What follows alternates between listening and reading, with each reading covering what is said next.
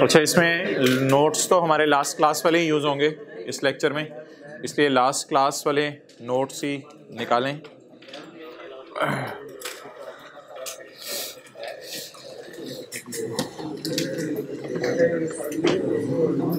ठीक है, बच्चों को आने दें 10-15 मिनट, फिर हम एक छोटा सा कॉन्सेप्ट कर लेते हैं, combination of contracts. Combination of contracts फिर वो रिज्यूम करेंगे at a point in time और ओवर टाइम वाला।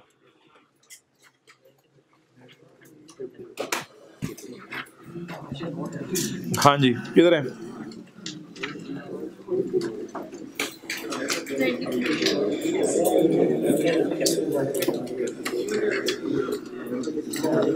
अच्छा भाई, अब सुन लें, ये क्या आज क्या है? सैटरडे है? फ्राइडे? क्या तारीख है? 4 फरवरी है। थोड़े मज़े हैं यार, महीना पहले जो है वो एक नेड़े लग गए हम। अच्छा 7 फरवरी, 7 मार्च से शुरू हो रहे हैं ना पेपर। हद होगी यार, इन्हें सानू भी पता है, इतना तो हमें भी पता है।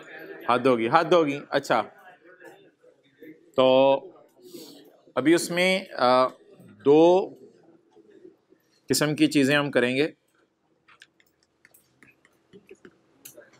एक तो हमारे होंगे शॉर्ट क्लिप्स, उसमें IS 38 के 1-2 कुछ सवाल हैं, एसोसिएट IS 28 के कुछ सवाल हैं, IS 1037 के तो आपको बता दिए थे। फिर लेटेस्ट अटेम्प्ट में से कोई ऐसी चीज़ें हैं जो आपसे डिस्कस करने वाली हुई वो होंगी। इसी तरह और टॉपिक्स में आप चलते रहेंगे। IS 12 के अंदर सवाल हैं, बिल्कुल 1-2 हैं, उनकी डिस्कशन करनी पड़ेगी। तो शॉर्ट क्लिप्स पास पेपर के 10-10, 12-12, 15-15 मिनट के शेयर होते रहेंगे। उनमें आपकी डिस्क्रिप्शन पे होगा, आप जब मर्ज़ी इनको अटेंड करें। जब भी आप IS 38 को करें तो वो 1-2 सवाल वो भी कर लें साथ, तो ये आपकी डिस्क्रिप्शन पे होगा, जिस टाइम मर्ज़ी करें। तो ये इसकी कोई पता नहीं अब मैं क्या कहूँ, इसकी कोई लिमिट नहीं होगी। बच्चे सवाल पूछते रहते हैं, मैं फिर चीज़ें बनाता रहता हूँ, क्योंकि मुझे तो कोई मसला नहीं, मसला आपको होगा अगर है तो ये अटेंड करने में, मुझे बनाने में कोई मसला नहीं होगा। तो इसलिए मेरी तरफ से तो ओपन है काम। तो ये पास पेपर साथ साथ डिस्कस होते रहेंगे।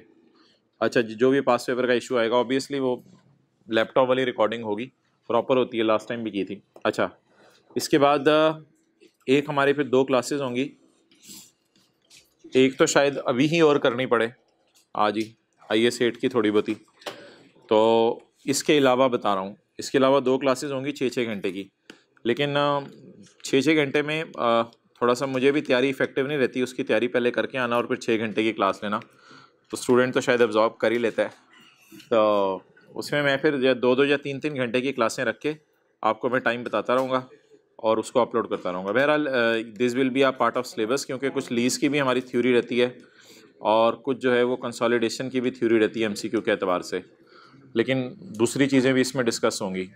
बहरहाल इन शॉर्ट क्लिप्स में से जो ज़्यादा इंपॉर्टेंट चीज़ें होंगी वो मैं इन क्लासेस में मर्ज करके करूँगा।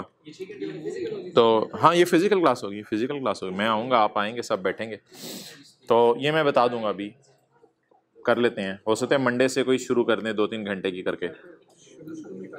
अच्छा, अब जी आ जाएं। हाँ जी, मैं दूंगा, मैं आपको बता दूंगा कौन कौन से सवाल रिवाइज करने हैं ओवरऑल सिलेबस में। Combination of contracts, page number 93। Combination of contracts, उसमें शायद कुछ MCQs भी हमारे IS 12 के रहते हैं, लेकिन उसमें से आपको काम के MCQs जो होंगे वो, और आप फाइनल अकाउंट का हाँ देख लेते हैं। फाइनल अकाउंट की भी थोड़ी सी एक सफ़े की थ्योरी रहती है, कुछ थ्योरीज रहती हैं जिसमें हमारा 1-1.5 घंटा लगना है। अच्छा, कॉम्बिनेशन ऑफ कॉन्ट्रैक्ट्स, पेज 93।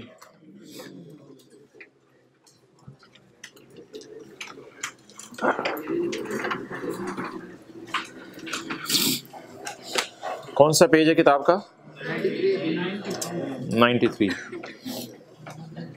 पता नहीं IFRS 15 के भी MCQs हैं कोई। अच्छा, पेज 93।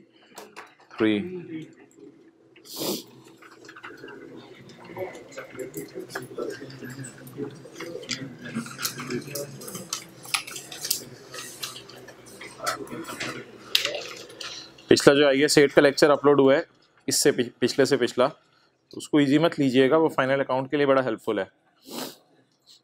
ये हजरात तशरीफ ला रहे हैं, बाकी जो हैं अच्छा टाइम लग जाएगा। Combination of contracts, page number 93। बता दें जी, कॉम्बिनेशन ऑफ कॉन्ट्रैक्ट्स का क्या मतलब है?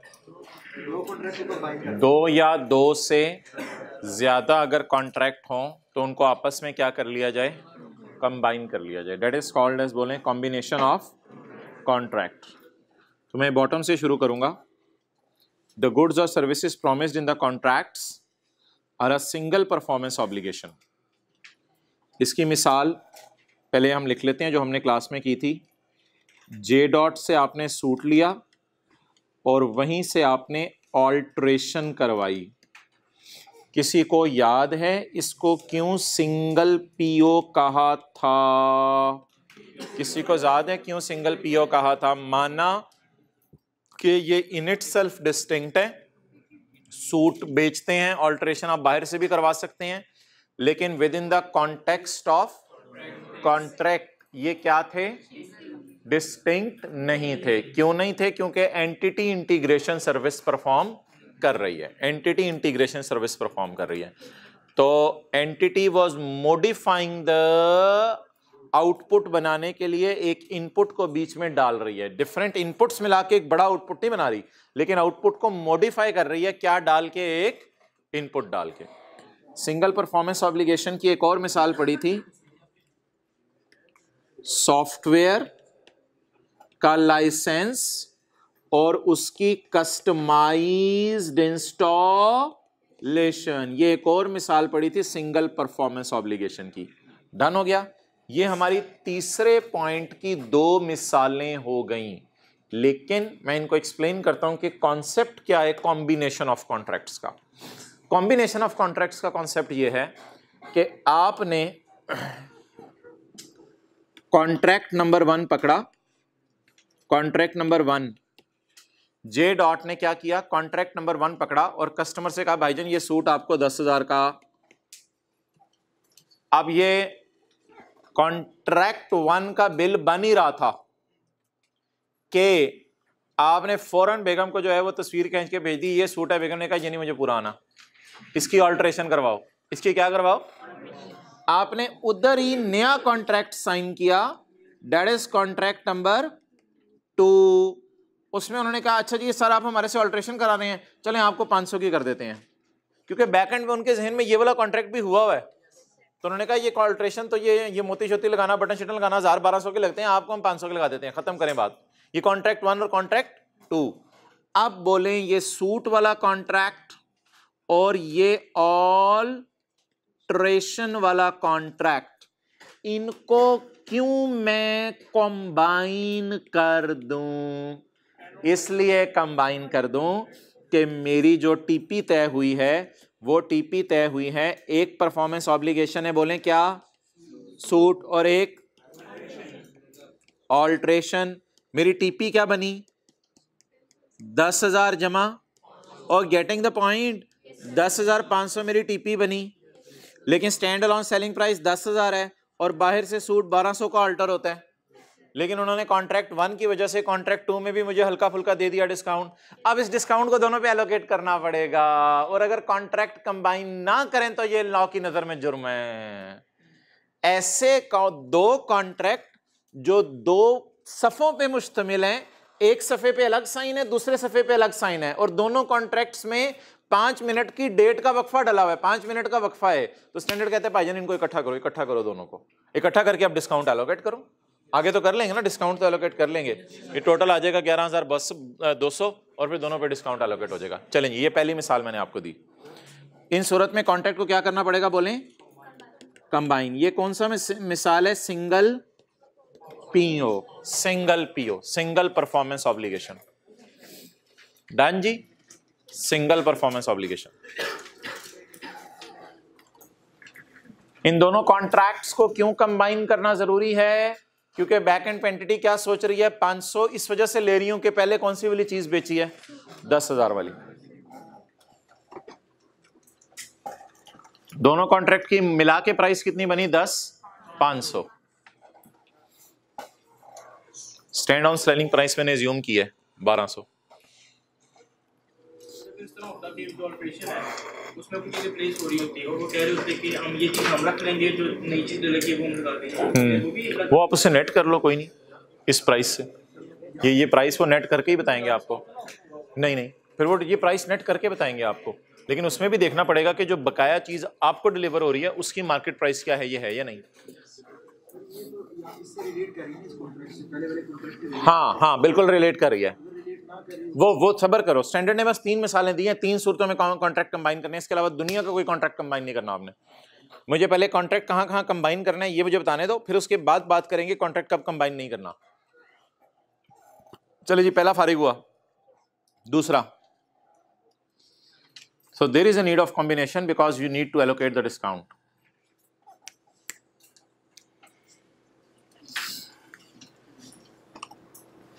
Okay.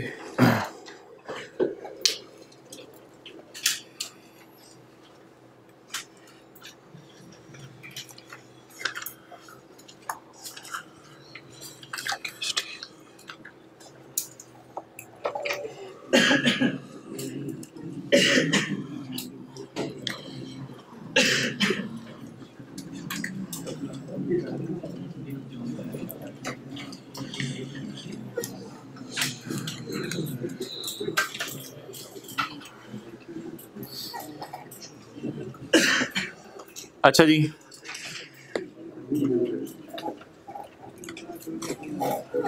Contract number one is,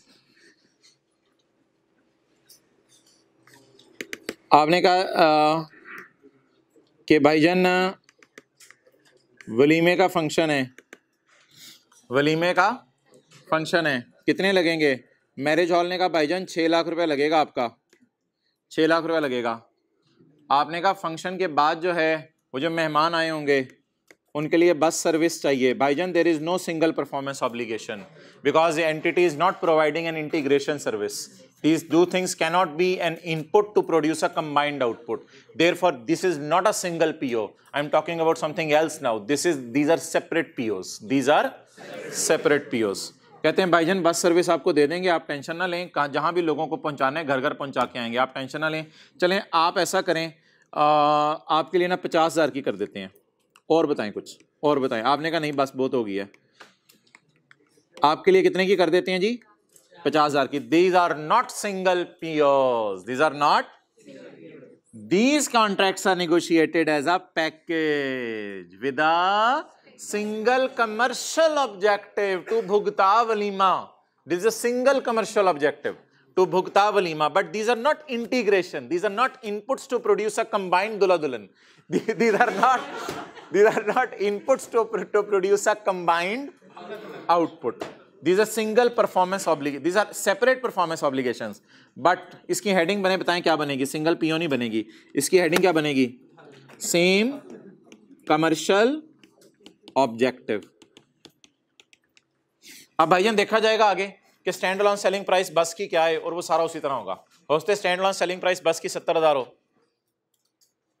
अब अगली कहानी उसी तरह बता दें सारी। वलीमा और बस सर्विस टोटल कितना? टोटल 6,50,000 टीपी तय हुई है। दोनों की जमा कर दिया करेंगे, फिर दोनों की जमा करनी पड़ेगी। 6,50,000 प्राइस तय हुई है और वलीमा तो 6 लाख में ही शायद होता था, लेकिन ये बस सर्विस बाजार से 70,000 की मिलती थी, जिसकी वजह से इन्होंने इसको 50,000 की सिंगल ऑब्जेक्टिव सामने रखे कि यार वलीमा इनका भुगता दें। दोनों कॉन्ट्रैक्ट्स को हमें कंबाइन करना पड़ेगा। ये सिंगल ऑब्लिगेशन नहीं होगी, ये 2 सेपरेट परफॉर्मेंस ऑब्लिगेशंस होंगी। जिस वक्त वलीमा खत्म हो जाएगा उस वक्त इसका रेवेन्यू बुक होगा, और जिस वक्त बस सर्विस पहुंचा देगी सवारियों को उसका रेवेन्यू उस वक्त बुक होगा। ये सिंगल परफॉर्मेंस ऑब्लिगेशन नहीं है। ये सिंगल परफॉर्मेंस ऑब्लिगेशन के लिए बुलेट 3 है, ये सेपरेट परफॉर्मेंस ऑब्लिगेशन है because there is no integration service. This cannot be combined, this are not an input to produce a combined output. तो नहीं नहीं नहीं, वो वलीमे के फंक्शन की वजह से है ना, सिंगल कमर्शियल ऑब्जेक्टिव है। उसका मकसद क्या था? वलीमा इनका भुगतवा देता हूँ किसी तरह, सिंगल कमर्शियल ऑब्जेक्टिव इसलिए डाल रहे हैं कि उसकी वजह से इसका मिला शहजादे। वरना अगर आप कहो भाईजान मैं वलीमा नहीं करा रहा, तो कहेगा चल ना बस कितों फिर चल। क्या? हाँ, ये दो सेपरेट पीओज रहेंगे, यू आर राइट।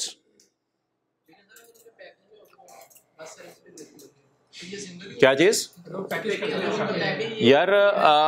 एक मिनट, पिछले में तो हमने गलत कर दिया है। सॉरी, पिछले में मैं गलत कर दिया। पिछले में तो दो पीओज बने ही नहीं थे।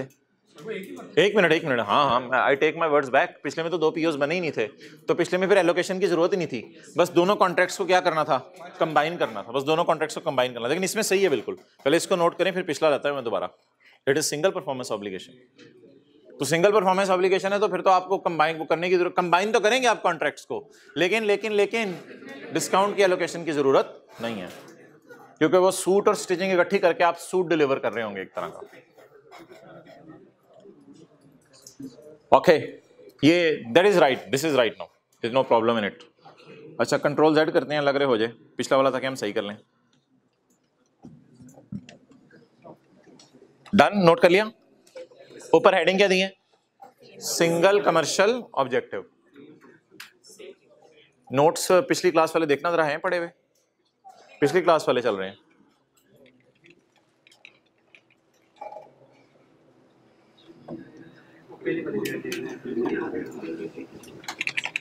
नहीं, ये हो नहीं सका।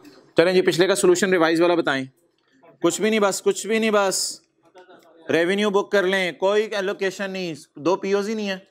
तो रेवेन्यू कितना टोटल बना था? 10,000। बस ठीक है, सूट देते ही डिलीवर कर लें, बुक कर लें। On delivery of suit, no need of allocation लिख लें, उसका सॉल्यूशन काट के, नो नीड ऑफ एलोकेशन।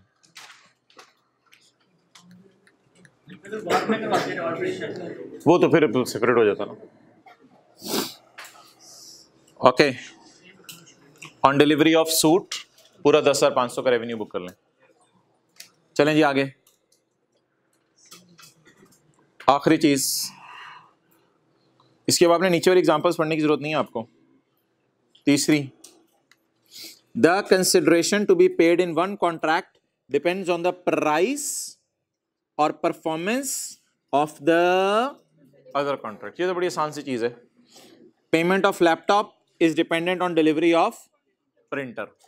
तो आपने कहा लैपटॉप की पेमेंट करूंगा क्या देने पर? हाँ, printer. The consideration to be paid in one contract depends on the price और परफॉर्मेंस ऑफ। और ये शादी वाले में भी हम एग्रीमेंट में डील में कर सकते हैं, शादी वाले में भी डाल सकते हैं। भाईजान तुझे वलीमे के पैसे तब मिलेंगे जब तू हमें क्या प्रोवाइड कर देगा? Bus service. तो इसका मतलब है बस सर्विस और वो सेपरेट परफॉर्मेंस ऑब्लिगेशन रहेंगी, बट इनको कॉन्ट्रैक्ट्स को कंबाइन कर दिया जाएगा। क्लियर हो गया? तो इसी की मिसाल दोबारा लिख लें, अब इसकी मिसाल लिखें पॉइंट टू की। If payment of walima is dependent on,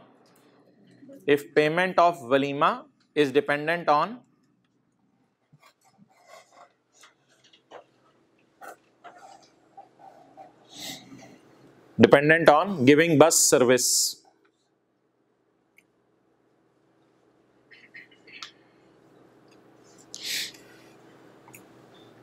then we will also combine these contracts as above. Solution same है।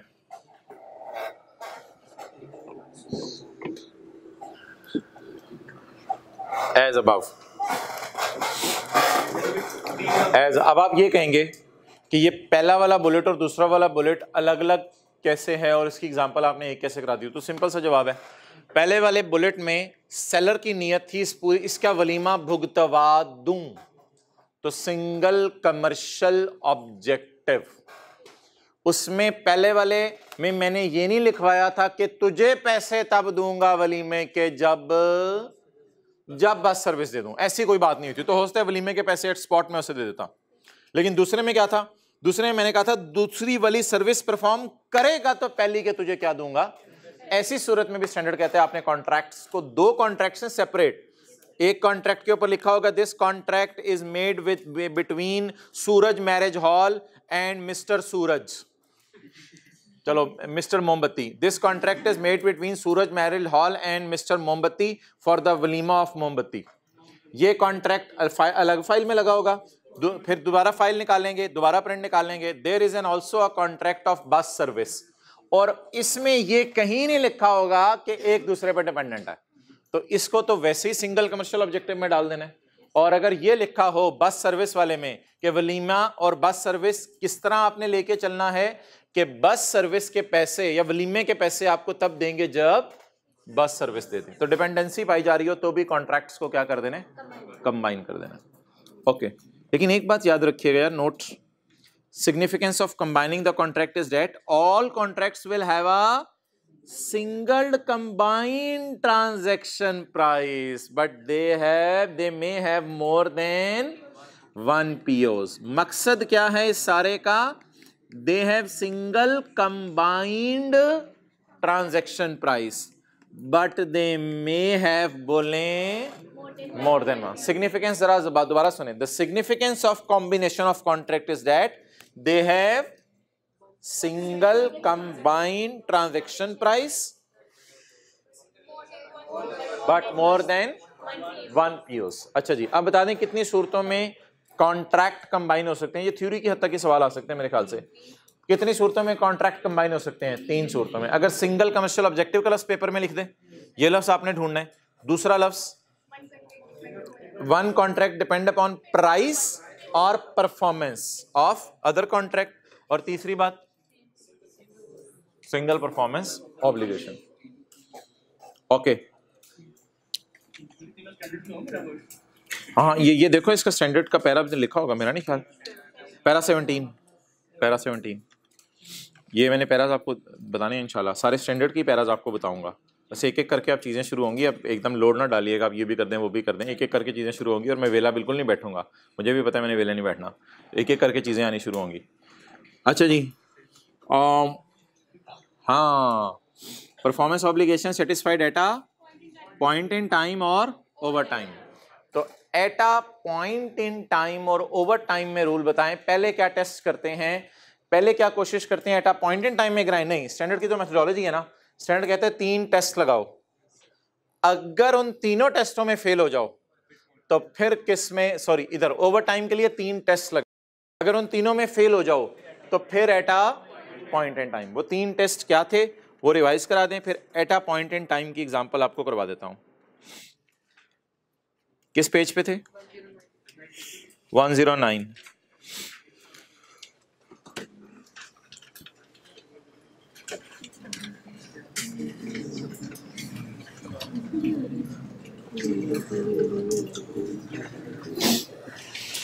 अगर एंटिटी सर्विस दे रही है जिम की और कस्टमर साथ साथ कंज्यूम कर रहा है, दूसरी बात एंटिटी उसके घर आके चीज बना के दे रही है और साथ साथ कस्टमर का कंट्रोल आ रहा है, और तीसरी बात बता दें, किसी को याद हो? हाँ, एंटिटी अपने ही शायद गोदाम में चीज बना रही है, लेकिन 2 बातें हैं, एंटिटी के पास इसका अल्टरनेट यूज कोई नहीं है, और एक कॉन्ट्रैक्ट में क्लॉज डली हुई है कि अगर डिफॉल्ट होता है कस्टमर की तरफ से तो कस्टमर क्या पे करेगा? पेनल्टी पे करेगा, पेनल्टी नहीं पे करेगा, उसको कंपनसेट करेगा, रेवेन्यू वगैरह उसको जो जो बनता होगा तब तक का वो रेवेन्यू बुक करेगा। अगर ये तीनों बातें ना पाई जाएं, अगर ये तीनों बातें ना पाई जाएं, एक लाइन अलग रे लिखी हो, हाँ page 107, if performance obligation is not satisfied over time, अगर ये तीनों बातें नहीं पाई जा रही, if performance obligation is not satisfied over time, an entity satisfies the performance obligation at a, तो फिर आप किस वक्त दे रहे हैं service? At a point in time. To determine the point in time at which a customer obtains control of a promised asset and service, the entity shall consider the requirements for control. कहते हैं control की definition देखनी पड़ेगी अब। In addition, the entity shall consider indicators of transfer of control which include but are not limited to the following. ये क्या मतलब होता है? Which include but are not limited to the following. किसी बंदे ने कहा कि किसी बच्चे के वाले साहब ने कहा कि यार जरा क्लास में चक्कर लगा के आओ, मेरा बेटा जो है ना उसमें ये 4-5 इंडिकेटर्स होंगे, ऐनक लगाई होगी, ब्लैक बाल होंगे और इस तरह का सूट पहना होगा, इस तरह का बैग होगा। ये बस इंडिकेटर्स हैं, इंडिकेटर्स हैं, सारी बातें नहीं हैं, कुछ और बातें भी हो सकती हैं, लेकिन शायद इनकी बेस पे शायद तुम जज कर लो कि इन 100 बच्चों में से मैं किसको रेफर कर रहा हूं। जरूरी और कंक्लूसिव नहीं है ये चीजें। तो ये पीओ ओवर टाइम जैसी चीजें नहीं है, और इन चीजों के होने का मतलब ये भी नहीं है कि आप रेवेन्यू बुक कर लो। कहते हैं कुछ इंडिकेटर्स हैं, हल्की फुल्की मिसालें कहते हैं दे रहा हूं, अगर ये चीजें पाई जा रही हो ना तो मैं कहता हूं revenue at a point in time book कर लो, ओवर टाइम बुक ना करो।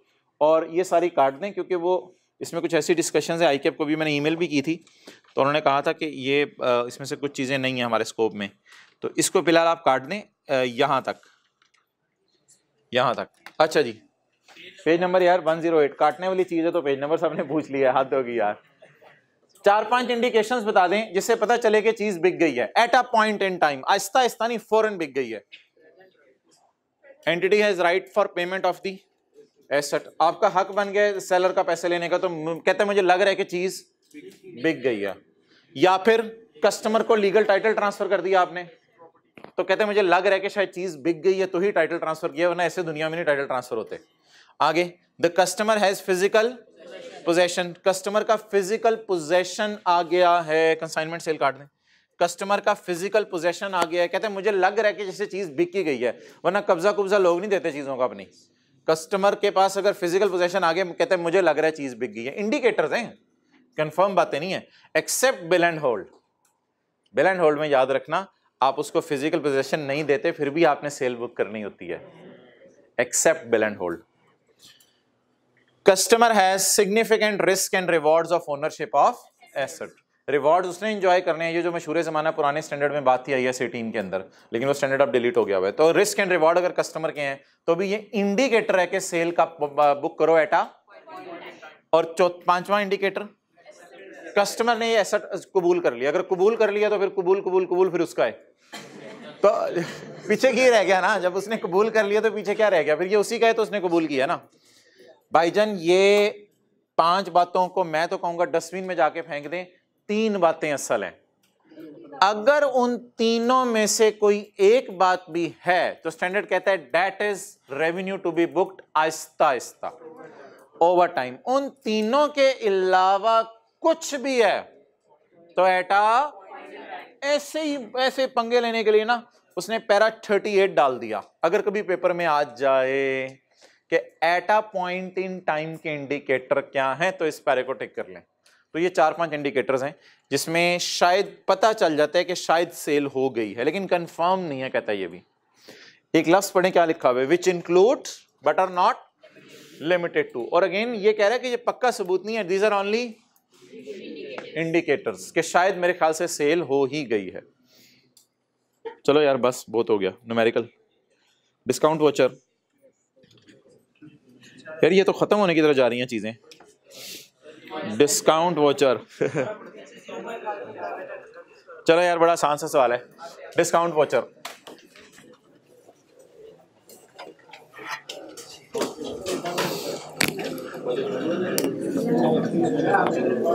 अच्छा जी,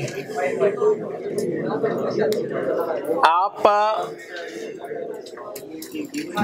बाजार से गुजर रहे थे, एक दुकान के बाहर आवाज लग रही थी अंडे ले लो अंडे, बिस्किट ले लो बिस्किट बिस्किट। अब आप गुजर रहे थे, पायजान पापड़ पापड़ मजे थे पापड़। अब आप गुजर रहे थे तो आपने कहा आप निकल गए, खड़े हो, दुकानदार ने कंधा पकड़ा, भाईजान पहले मेरी ऑफर सुन लें। आप एकदम रुक गए, आप वेले थे, कोई काम था नहीं, आप एकदम रुक गए। आपने कहा हाँ यार क्या ऑफर है तेरी? कहते यार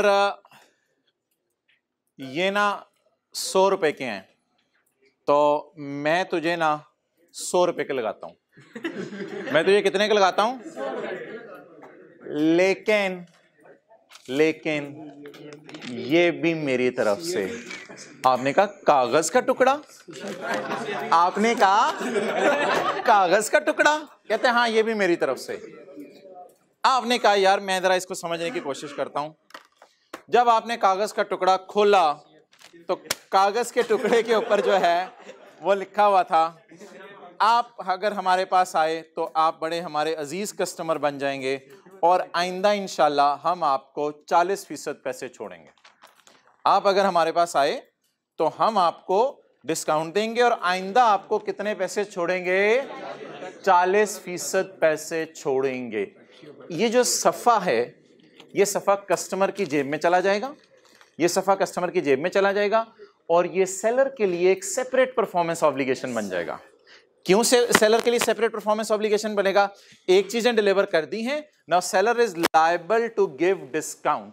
अब सेलर लायबल है कि नेक्स्ट परचेज पे डिस्काउंट देगा, लेकिन मोहतराम अगेन फड्डा वही आ गया कि हम उसको एक लिमिट तक ऑफर करेंगे। उसे ये नहीं कहेंगे कि 100 रुपए के मार्कर मैंने तुझे अभी बेच दिए हैं, आइंदा 1000 रुपए तक की भी चीजें ले ले तो 40% पैसे छोड़ दूंगा। बिल्कुल ये नहीं कहेंगे। हम उसे कहेंगे कि मोहतरम 100 रुपए के मार्कर आपको बेच दिए हैं, 70 रुपये, 80 रुपये, 100 रुपये, 150 रुपये तक अगर आपने चीज़ें पसंद अगली दफ़ा आके ले ली ना तो बस इस हद तक आपको डिस्काउंट मैं दे दूंगा, इन पे 40 से ज़्यादा डिस्काउंट नहीं दूंगा। आपने फ़ोन किया, बानो ऑफ़र बड़ी ज़बरदस्त है, बेगम को अपनी 100 रुपये की चीज़ लें, 100 रुपये की चीज़ लें और साथ ऑफ़र क्या मिलेगी? फिर कभी दुकान पे जाके अगर जिंदा रहे तो 40% क्या मिल जाएगा?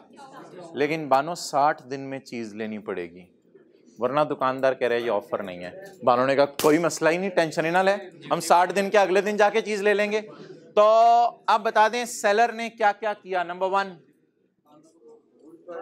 गुड्स बेची and number 2 discount voucher hand over किया। ठीक है, ओके।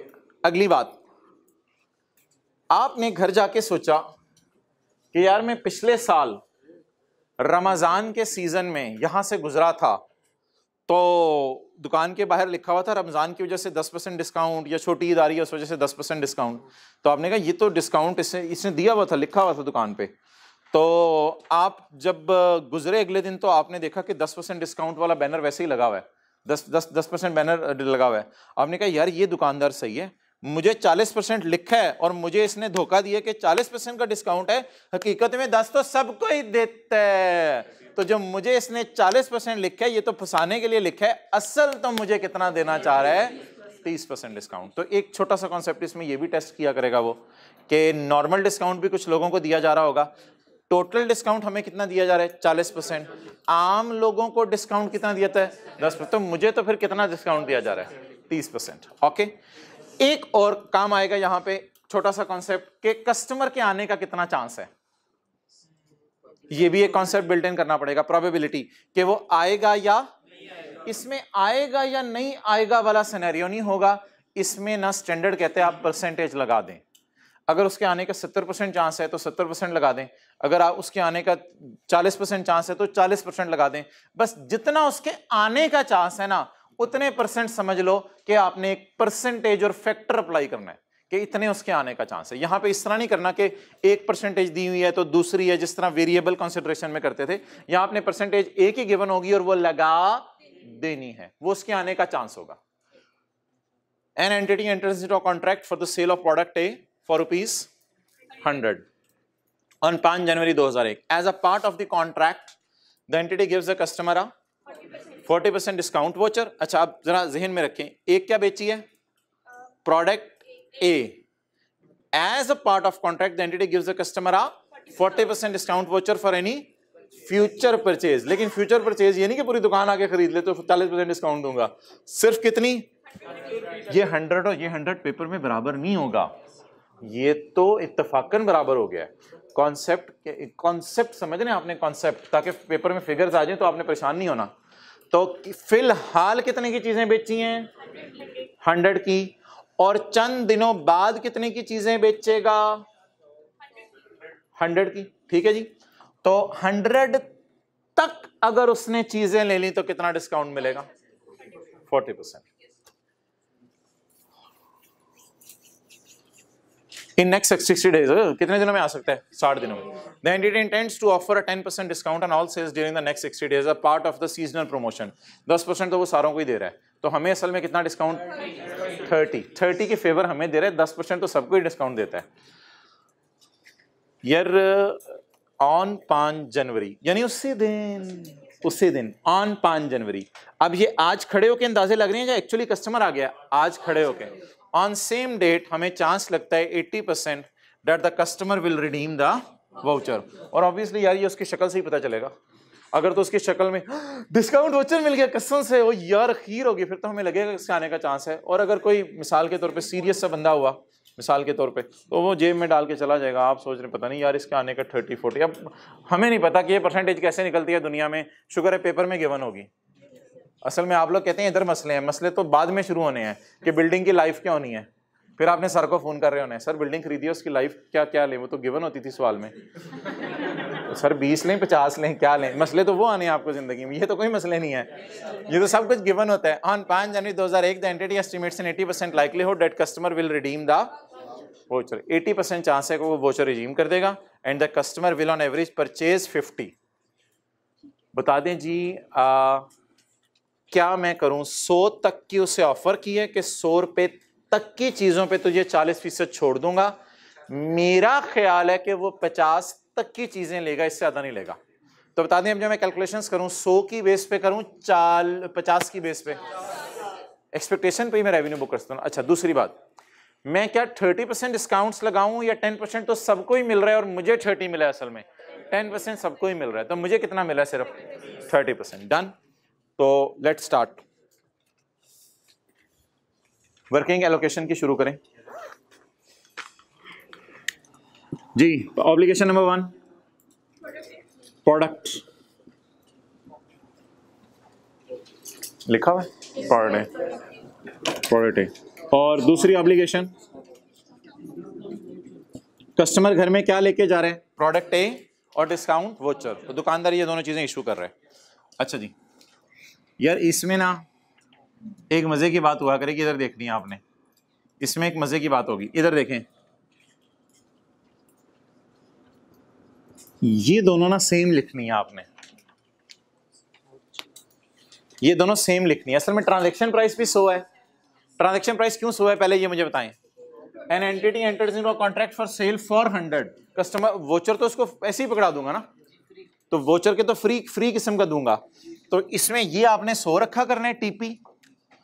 और ऑब्वियसली प्रोडक्ट भी कितने की बेच रहे हैं आप? 100 की बेच रहे हैं। तो N entity enters into a contract for sale of a product for ₹100 on 5 जनवरी 2001। इन दोनों को आपने सेम रखा करना है। लेकिन अब किसकी प्राइस या स्टैंड अलोन प्राइस निकालनी है? हाँ, तो लिखें अपने रजिस्टर के ऊपर डिस्काउंट वोचर की स्टैंड अलोन प्राइस निकाला करेंगे, खुद निकाला करेंगे, ये गिवन नहीं होगी पेपर में। डिस्काउंट वोचर की स्टैंड अलोन प्राइस खुद निकाला करेंगे। खत्म यार, क्या करना है वो बताएं। हाँ जी, कितने वाली गुड्स पर डिस्काउंट देंगे? ऑफर है 100 की उसे। ओ भाईजान ये वाला 100 नहीं देखना, ये वाला 100। ऑफर उसे कितने तक की है? 100 की चीजें जब मर्जी आके ले ले। फर्स्ट 100 रुपए के 2 तो बिस्किट के पैकेट ही आ जाते हैं बड़े वाले। तो हमने कहा 100 रुपए के 2 बिस्किट के पैकेट जब मर्जी आके ले ली, तो ये 40% छोड़ दूंगा। जाते हुए मैंने सोचा कि यार इसके कोई बिस्किट खाने का प्लान नहीं, शायद एक बिस्किट ले जाए। तो अब बता दें जितने की ऑफर की उसको देखूं या जितने की ऑफर वो एक्सेप्ट करेगा? जितने की ऑफर एक्सेप्ट करेगा। तो पहली बात ये होगी कि हम 50 को बेस बनाएंगे। अगली बात कितने % चांस है? अच्छा डिस्काउंट पहले लगाओ। कितने % उसको डिस्काउंट देंगे? अगर वो 50 की चीज लेने आ गया कितने % डिस्काउंट देंगे? 30%। 30% कितने % डिस्काउंट देंगे? 30% डिस्काउंट देंगे। तो 30% इसको डिस्काउंट देंगे। नेक्स्ट कितने % चांस है कि वो आ जाएगा? अब 3 सवाल हैं, तीनों के जवाब मुझे बता दें। कितने तक की चीज वो ले सकता था? इसे इग्नोर करना है। कितने की चीज हमारी नजर में वो लेगा? 50। कितना डिस्काउंट हम उसको दे रहे हैं? कितना चांस है कि वो आएगा? इस % को लगा दिया करना है। जी जवाब एलोकेशन कर दें। हाँ जी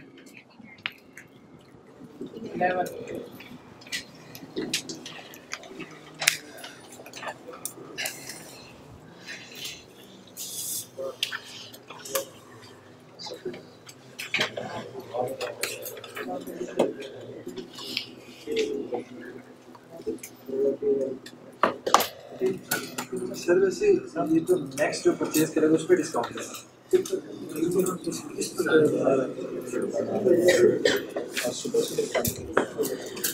भाई कह रहे हैं ये असल में तो नेक्स्ट परचेज पर डिस्काउंट होगा ना, तभी तो इसको डिस्काउंट दिया ही नहीं। लेकिन मोहतरम अगर ये चीज़ ना लेता तो ये वाला डिस्काउंट भी ना देते इसको, तो इसमें थोड़ा सा डिस्काउंट ना हम इसमें बुक करने लगे हैं। अच्छा जी आप बोलें जी क्या बन जाएगा, फारिग करें ना इसको, एंट्री बताएं। Cash debit sale credit liability to give discount credit, बार बार बोलें, cash debit sale credit liability to give discount credit. अब जब वो आएगा ना तो याद रखिएगा 50 की चीज नहीं लेगा, 55 की लेगा, 60 की लेगा, 40 की लेगा, हो सकता है 50 की ले ले, लेकिन अब जरूरी नहीं कि वो 50 की चीज ही आके ले, वो पता नहीं कितने की चीज आके ले। तो पहले मैं एक पहली एंट्री करने लगा हूं जो मैंने किस दिन करनी है, बोले 5 जनवरी 2001। चलें जी एंट्री बताएं। Cash debit contract liability, contract liability, liability to give discount 189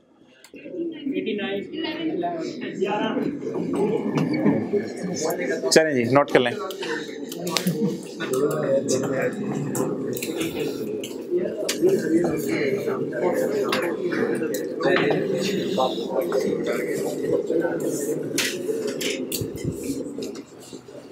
जी ये एंट्री किस दिन खड़े होके कर रहे हैं?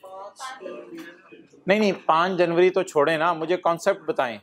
ये एंट्री किस दिन खड़े होके कर रहे हैं? जिस दिन पहली प्रोडक्ट बेची है, अगली का अभी पता नहीं है, अगली वो अंदाजा ही है जिस दिन पहली प्रोडक्ट बेची है। अब भाईजान मैंने ना ये आगे 3 सवाल बना दिए हैं। Show the general entries assuming, assuming का क्या मतलब है? सपोज करें कि वो 50 रुपए की चीजें लेके चला गया जैसे हमने सोचा था, इसका तो बड़ा रेयर चांस था, बहरहाल एग्जैक्ट 50 की चीजें लेके चला गया और हमारे पे हमारी बुजुर्गी खुल गई कि जो हम अंदाजा लगाते हैं वही होता है।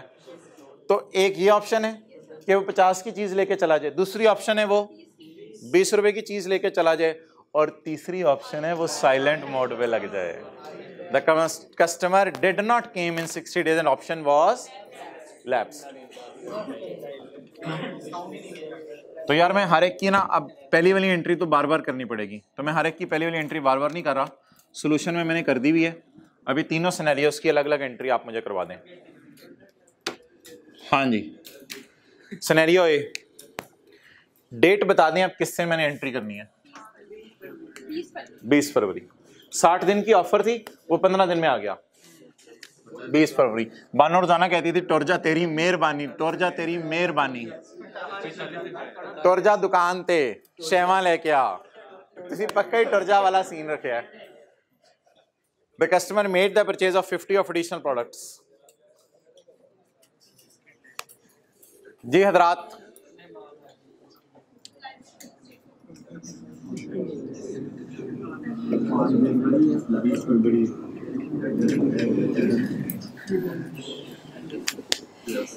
जी sir 30% discount.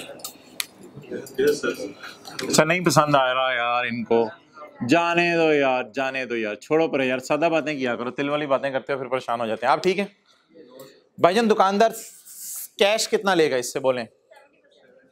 Why the customer made the purchase of ₹50, उसने ₹50 की परचेज कर ली है, तो ₹50 की जब परचेज कर ली है तो दुकानदार ने बोले कितना डिस्काउंट देना है? 40%। एक्सेलेंट।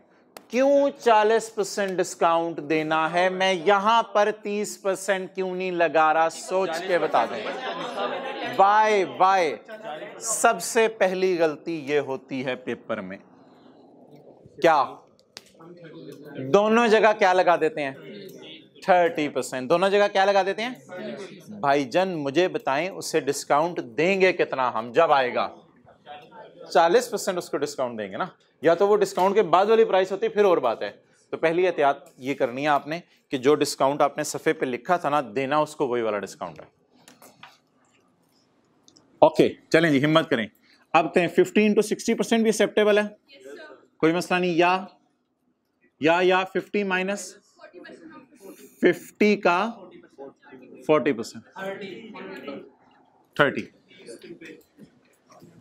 मेरा मशवरा ही है, आगे मर्जी आपकी है, सेल ना इसमें बैलेंसिंग निकाला करें, और लाइबिलिटी जितनी खड़ी है ना, अब लाइबिलिटी अकाउंट को फारिग करें किताबों से। एक और भी जगह हमने शायद पढ़ा था, पता नहीं कहाँ,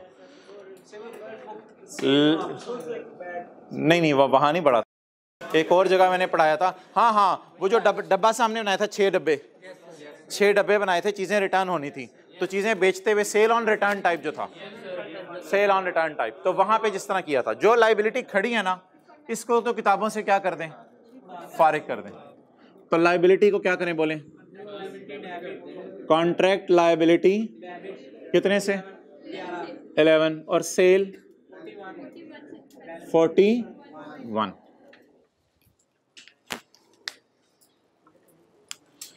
तो लिख लें, सेल बैलेंसिंग निकलेगी, सेकंड एंट्री में सेल बैलेंसिंग निकलेगी। सेकंड, हिंट्स लिखते रहें, सेकंड एंट्री में सेल बैलेंसिंग निकलेगी।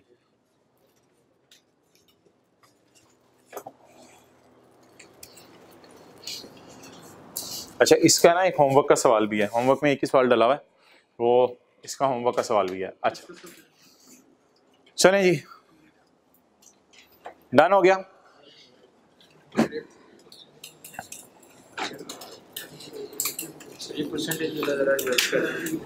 परसेंटेज जो है ना मेरे भाई, यहाँ पे आपने नॉर्मल डिस्काउंट वाली परसेंटेज लगानी है। नॉर्मल से मुराद, सॉरी, जो उस कस्टमर को दिया, जो उस कस्टमर के साथ स्पेसिफिक अरेंजमेंट हुआ, इस तरह लिख लो, जो उस कस्टमर के साथ स्पेसिफिक अरेंजमेंट हुआ। सबके साथ कितना अरेंजमेंट है? 10 का। इस कस्टमर के साथ ओवरऑल अरेंजमेंट, स्पेसिफिकली इसको बेनिफिट, हमारे कस्टमर को बेनिफिट कितना मिल रहा है? 30% का। डन। अच्छा, और दूसरी बात है, ये वाली सेल की फिगर भी मैं आपको चेक करवा सकता हूँ कैसे आई है, लेकिन इसमें ऐसी फजूल टाइम ज़ाया होगा, उसको कोई फायदा नहीं है। आगे चले। The customer made the purchase of 20 of additional products. Customer इतनी ज्यादा चीजें नहीं लेने आया, सिर्फ कितने वाली चीजें लेने आ गया? 20 रुपए की चीजें लेने आ गया। 20 रुपए की जो भी चीज लेने आएगा उसे हमने कितने छोड़ देने हैं? 40% छोड़ देने हैं। सिनेरियो बी, बोलें जी। कैश कितने वाली चीज ली? 20 वाली, उसे कितना छोड़ेंगे? 20 का क्या आ गया? 8, 12। लाइबिलिटी को इसलिए खत्म करें कि ये ट्रांजैक्शन ओवर हो गई है। लाइबिलिटी अब किताबों में खड़ी रहने कोई तुक नहीं है इसकी। कॉन्ट्रैक्ट लायबिलिटी 11,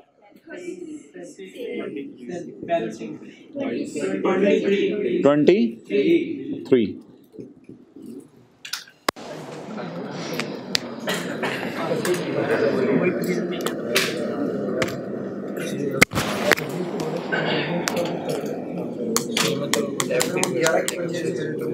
यार मैं अगेन कह रहा हूं, पंगा ना लें।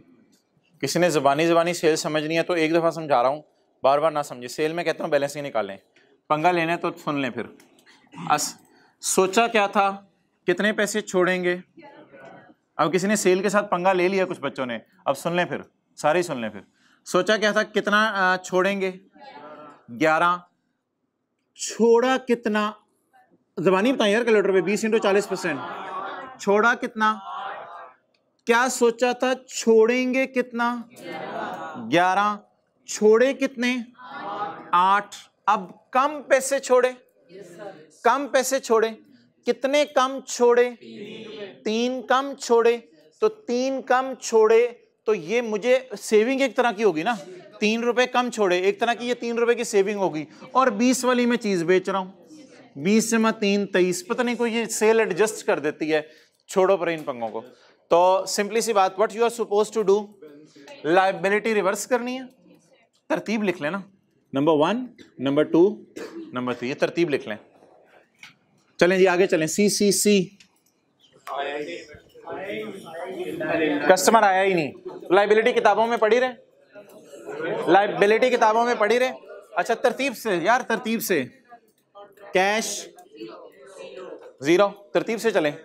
उसके बाद दूसरा स्टेप कॉन्ट्रैक्ट लाइबिलिटी 11 से।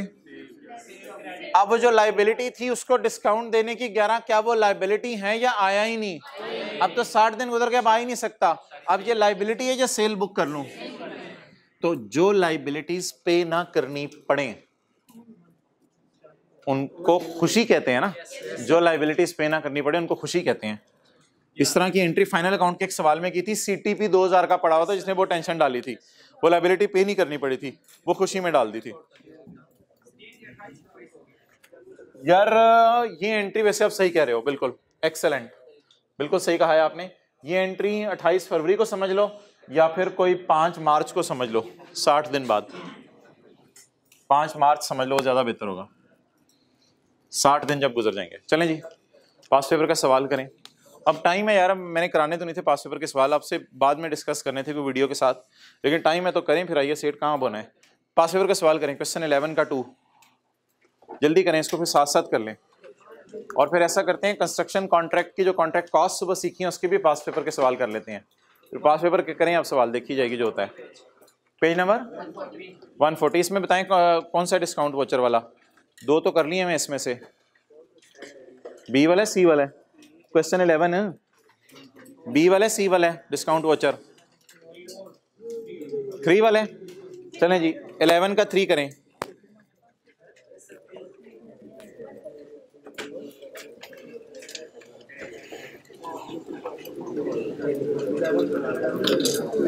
जल्दी जल्दी पास पेपर 11 का 3 करें। यार कैमरा उधर रखो ना, उनको नजर आए कैसे करना है।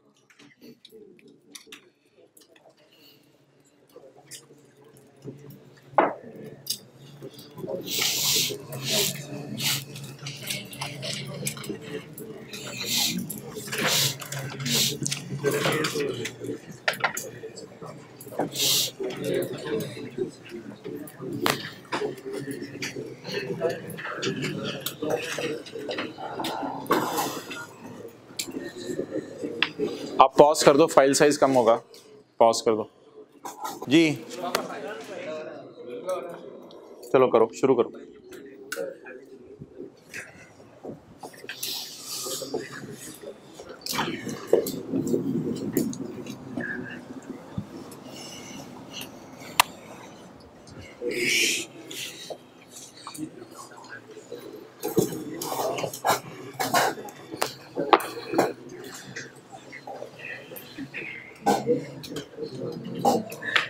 जल्दी एंट्री कर लें।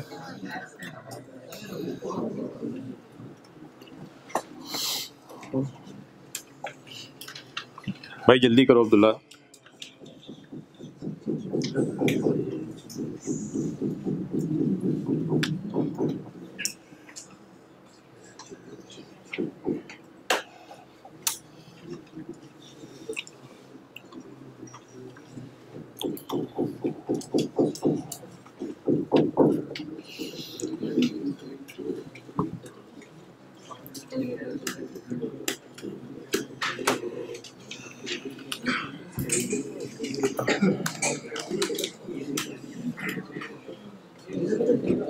ले आओ भाई इधर। On Yekam February 21, PML sold car C2 Gamma Limited for 3 million। भाईजान यार इसको काटें यार खुदा के लिए, कितने लोगों ने इसको काट दिया था? एक्सेलेंट। ये रॉन्ग एंट्री होती है, ये रॉन्ग एंट्री है, इसको इसको इसको ना छेड़ें, अभी इसको छोड़ें पड़े, पहले ओरिजिनल तो कर लें हम, इसको काट दिया करें कि अकाउंटेंट ने क्या किया है। ऑन यकम February 2021 PML sold car C to gamma private for 3 million gamma। PML also provided GL a ₹0.2 million discount voucher for future purchases of spare parts with 1 year। There is 80% likelihood that GL will redeem the discount voucher and will purchase the spare parts within 1 year। यार अब देखें ना, उसने discount की percentage नहीं दी, discount की percentage नहीं दी, शायद उसने डिस्काउंट वगैरह परसेंटेज लगा के ही कोई फिगर दे दी है, डिस्काउंट की परसेंटेज नहीं दी। अब ये इस तरह के पंगे लेता है क्या। तो there is PML also provided GLA 0.2 million on discount voucher for future purchases of spare parts within 1 year। 6 महीने का टाइम दिया है, 60 दिन का टाइम दिया है, साल का। There is 80% likelihood that GL will redeem the voucher and will purchase spare parts within 1 year। By the end of year no spare parts were purchased। लेकिन ये मत समझिएगा कि आपने लैप्स करा देना है, मतलब ये है कि कोई दूसरी एंट्री कहता है मैं नहीं करवाना चाह रहा क्योंकि अभी साल नहीं गुजरा ना। गलती से आपने कहीं ये लैप्स वाली एंट्री तो नहीं कर दी, हाथ खड़ा करके बता दें, ये लैप्स वाली एंट्री नहीं करनी थी। क्यों नहीं करनी थी बताएं। ये ऑफर कितने अरसे तक है, साल तक है ऑफर। तो हमारा गाड़ी कब बेची है, 1 फरवरी को। ईयर एंड जरा देखें क्या 31/12, जो भी है 31/12 भी हो 30 जून, उससे कोई फर्क नहीं पड़ता, साल इन यानी कि सभी पूरा नहीं हुआ, इसलिए ये लैप्स वाली एंट्री नहीं करनी। सिर्फ पहली एंट्री मांगी है उसने, वो भी ओरिजिनल और रॉन्ग और rectifying. By the end of year, no spare parts were purchased. It normally sells car for ₹3 million with no discount voucher। तो इसमें तो ICAP ने ज़्यादा आसानी कर दी ना, ये transaction price they the, PML sold car for $3 million and also provided discount।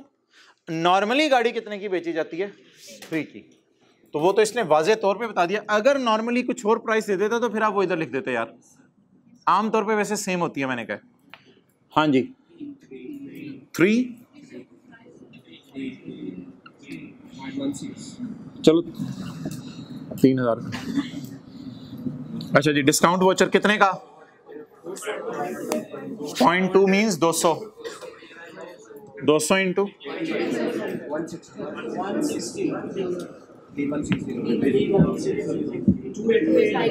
28515 entry बताएं।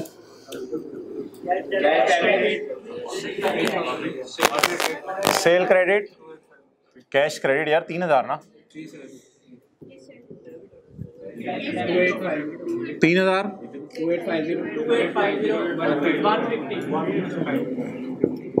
ओरिजिनल हो गई, yes sir, wrong. Cash debit से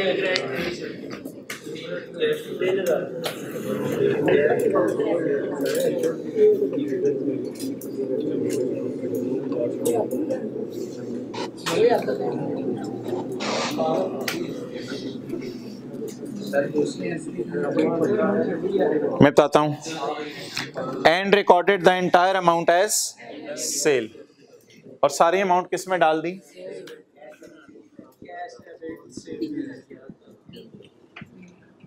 रेक्टिफाइंग एंट्री तो खुद ही कर लेंगे। अच्छा, सॉल्यूशन में सही हुई है, कोई मसला नहीं। मोहतरम, दूसरी एंट्री 2 सूरतों में होती है, या कस्टमर चीजें लेने आ जाए फिर भी लायबिलिटी डेबिट करने की तुक बनती है कि लायबिलिटी अकाउंट किताबों से खत्म करो, या टाइम चीजें लेने का खत्म हो जाए। अगर हमारे सवाल में कह रहे हैं अभी तक no spare parts are issued, तो नो स्पेयर नहीं, अलग अलग बातें हैं, दोनों अलग अलग करें। No spare parts are issued, तो चीजें लेने तो आया नहीं, तो ये जो 50 या 20 वाली चीजें लेने आया था ये भी नहीं हुआ सिनेरियो। दूसरी ऑप्शन या पॉसिबिलिटी क्या थी कि टाइम गुजर जाता, टाइम तो अभी गुजरा ही नहीं। क्यों नहीं गुजरा, इस वजह से दूसरी एंट्री करने की जरूरत नहीं पड़ी। दूसरी एंट्री कब होगी, जब चीजें ले या जब साल पूरा हो जाए, दोनों नहीं हो रहे हमारे में।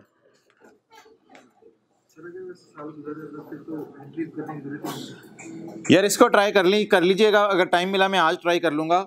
ये 1-2 दिन पहले हमने किया कि रिट्रोस्पेक्टिवली गाड़ियों की प्राइस रिड्यूस कर दी जाएगी। कहाँ लिखा हुआ है रिट्रोस्पेक्टिव, ये तो ये वो कल हमने सवाल किए थे परसों की क्लास में, वो जो लंबे से जिसने कॉन्ट्रैक्ट टेस्ट पड़ा था, 250 बिरयानी का डब्बा, 215 बिरयानी का डब्बा, तो ये वाला। ओके,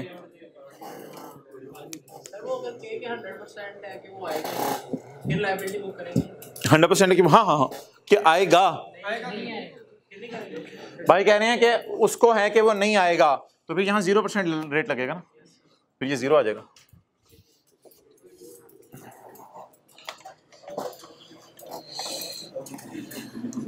वापसी, जी और अगर साल बाद वो अगर ना आया तो फिर भी ये नहीं कि ये जो रॉन्ग एंट्री हुई तो सही होगी, फिर कॉन्ट्रैक्ट। हाँ, लेकिन यार वो जाहिर बात है, फिलहाल तो लाइबिलिटी बुक होनी चाहिए ना।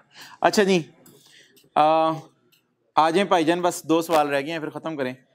2 सवाल किधर है? नोट्स कौन सा है लेक्चर, किधर पड़ा है? नहीं 114 में ही है ना सब कुछ। चलो जी, कस्टमर लॉयल्टी प्रोग्राम, किताब में गलती से एक जगह कस्टमर रॉयल्टी प्रोग्राम लिखा हुआ है। अच्छा, कस्टमर लॉयल्टी प्रोग्राम और डिस्काउंट वोचर और almost same things. Loyalty program में ये होता है भाईजान डिस्काउंट वोचर आ गया, लॉयल्टी प्रोग्राम आ जाना है, देख लो, ठीक है जी। तो कस्टमर लॉयल्टी, डिस्काउंट वोचर असल में वोचर होता है एक तरह का, आप एक ही दफा लाके जमा करा देते हैं। ये वोचर होते हैं एक तरह का, आप एक ही दफा लाके जमा करा देते हैं। और लॉयल्टी में कस्टमर को पॉइंट्स मिलते हैं, वो फिर जैसे जैसे आता रहता है अपने पॉइंट्स यूज करता रहता है, ठीक है। पॉइंट्स किस फॉर्म में मिलते हैं? हो सकता है वेबसाइट के ऊपर ऑनलाइन उसको हमने एक्सेस दे दी हो, उसका बिल हमने वेबसाइट में डाला हो, तो साथ ही उसको पॉइंट्स जनरेट हो गए हो। तो दोनों सेम थिंग है, दोनों में डिस्काउंट देने की लायबिलिटी हमारे ऊपर होती है। Okay, an entity has a customer, Allah सबको कस्टमर दे। An entity has a customer loyalty program that rewards a customer with 2 customer loyalty points for every 50 purchase. जो बंदा 50 रुपए का बिस्किट खरीदेगा कितने पॉइंट मिलेंगे? 2। घर जाके बेगम को मोबाइल पे चेक कराएगा मैं क्या ले आया, 2 पॉइंट। बेगम कहेगी 50 रुपए की चीज है ये, 2 पॉइंट पता नहीं क्या चीज है, आप कहेंगे ये इंटेंजिबल है। ओके, अगर 100 रुपए की चीजें खरीद ली तो 4 पॉइंट, सबर 150 की चीजें खरीद ली तो 6 पॉइंट, क्योंकि अगली फिगर आने लगी, आपसे पॉइंट नहीं निकलने, इसलिए मैं अभी तैयार कर रहा हूं। 50 की चीजें खरीदी 2 पॉइंट, 100 की चीजें खरीदी 4 पॉइंट। सोच रहे हैं साथ साथ? अच्छा, each point is redeemable of 5 discount. Her point पे 5 रुपए छूटेंगे, हर पॉइंट पे 5 रुपए छूटेंगे। कुछ समझ आ रही है गल? अच्छा, तो बस सादा सी बात।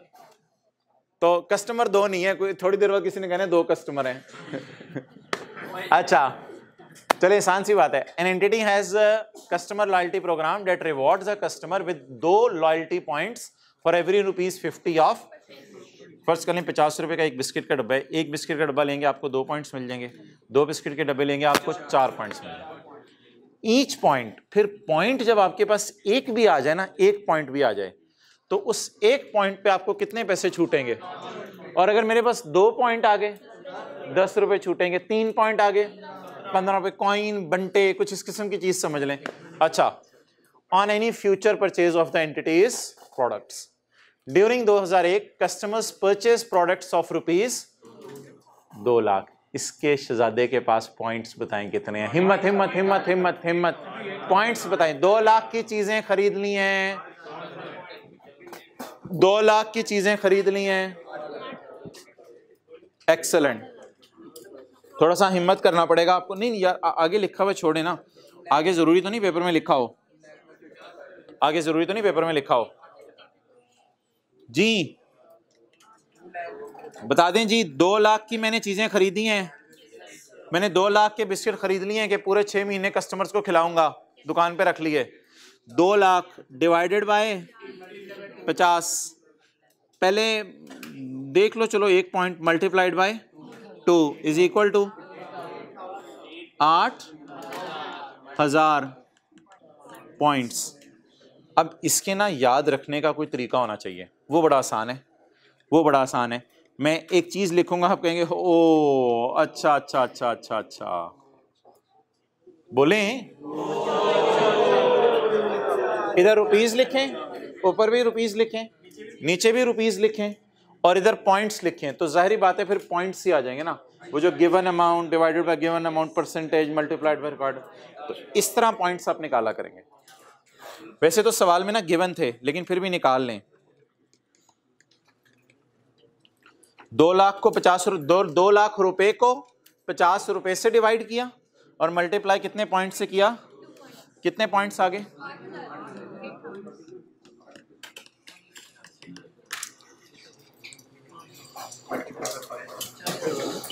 अच्छा जी, आम लोग आके 2, 4, 10, 15, 20 पॉइंट लेते हैं। कोई वैशी आया 8,000 पॉइंट लेके चला गया। अब ये कितने पॉइंट माशाल्लाह घर लेके गया है? घर वालों को दिखा रहे आई डू हैव 8,000 पॉइंट, जैसे गेमों में।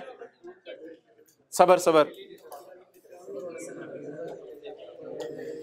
अच्छा भाईजान, अगला सवाल वही रहा। पॉइंट, एक पॉइंट कितने का है? एक पॉइंट कितने का है? 5 रुपए का।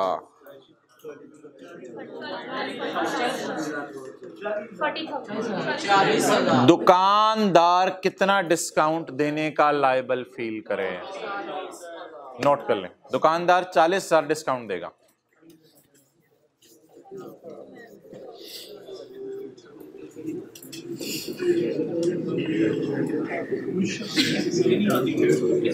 बस अब एलोकेशन आप देख लें खुद।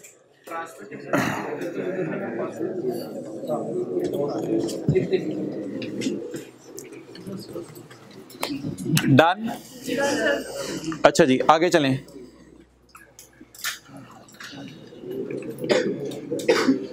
ओए होए होए होए होए,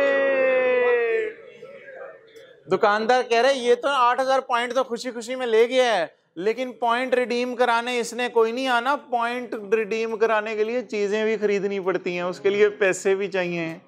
ऐसे पॉइंट से चीजें मुफ्त नहीं मिलती, पॉइंट रिडीम कराने के लिए और चीजें खरीदनी पड़ती हैं। दुकानदार का अंदाजा है 7500 पॉइंट रिडीम कराएगा। थोड़ी देर पहले मैंने सवाल कराया था, 100 रुपए की चीजों पर उससे ऑफर की थी डिस्काउंट की। उम्मीद थी कितनी लेके, उम्मीद थी कितनी? अब हिम्मत करके मुझे बताएं क्या करेंगे? एक्सेलेंट, ये करके आपने काटना है वरना कॉन्सेप्ट क्लियर नहीं होगा। 75 और यार हो गया ना, वो तो समझ जाया करें ना बस। 7500 इंटू ₹5 37। अच्छा, एक आखिरी सवाल मैं आपसे पूछने लगा हूं, जितने पॉइंट दें उतनी लायबिलिटी बुक करें या जितने पॉइंट रिडीम करना एक्सपेक्टेड हो?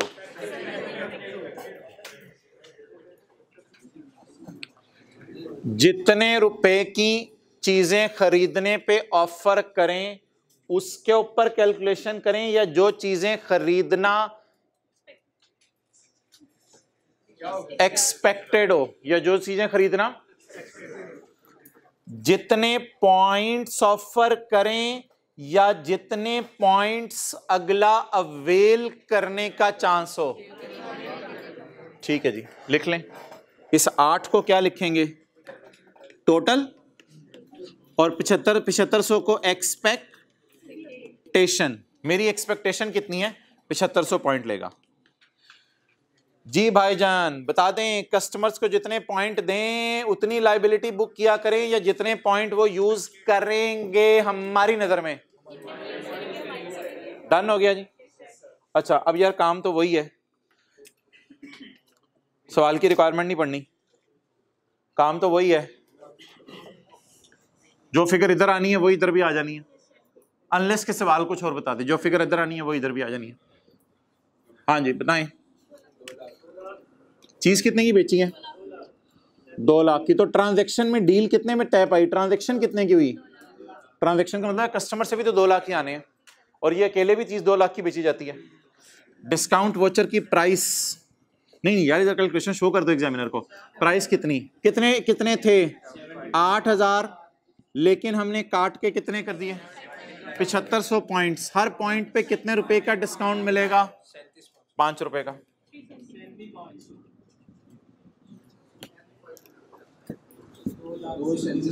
237 नोट।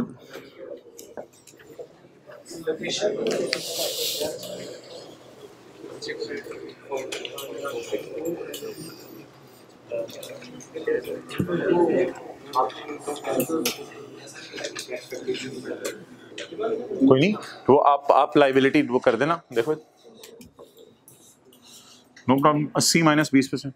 भाई पूछ रहे हैं पिछले सवाल में ना आपने सिनेरियो से ऊपर एक्सीड नहीं करवाया, तो 80 रुपए की चीजें खरीद ली, 80 माइनस 40% ऑफ 80 ये फिगर आ जाएगी, 11 डेबिट करोगे सेल बैलेंसिंग आ जाएगी।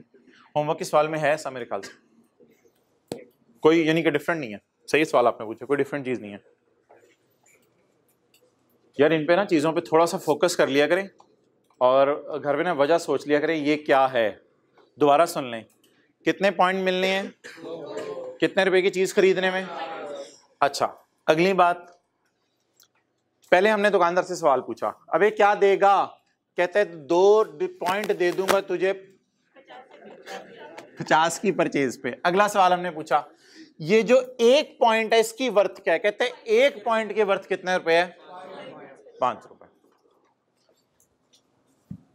चलें जी, इसी तरह फिर सिनेरियोज बना लेंगे। एंट्री बताएं, पहली एंट्री यही वाली एलोकेशन करनी थी आपने, कितनी है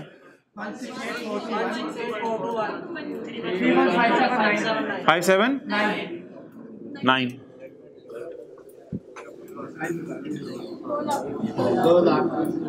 2 लाख 168।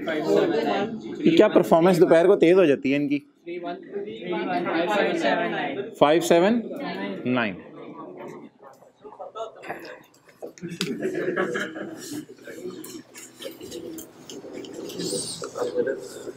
अच्छा यार, इसमें ना ज्यादा आसान है। इसमें इधर देखो, इसमें ना कैश की एंट्री अलग होनी है, कैश और सेल की जो चीजें वो लेके जाएगा। इसमें बस लाइबिलिटी और सेल की एंट्री हुआ करेगी। इसमें अगली एंट्री बस लाइबिलिटी डेबिट और सेल क्रेडिट। जैसे जैसे पॉइंट रिडीम करता जाएगा, liability debit sale credit, liability debit sale credit.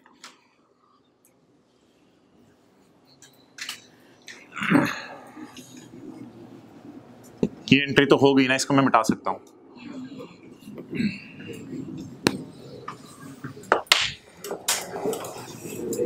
Show the journal entries for 2001.